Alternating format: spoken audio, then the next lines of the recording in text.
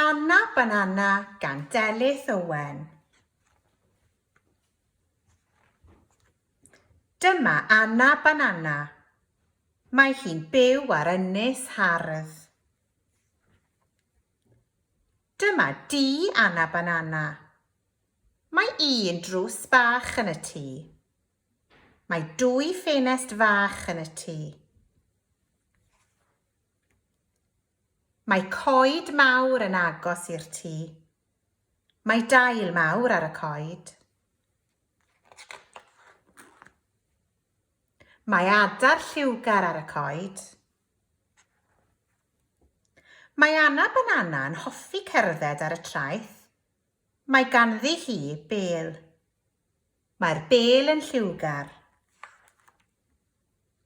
Mae Anna Banana yn hoffi edrych ar y cychod ar y môr.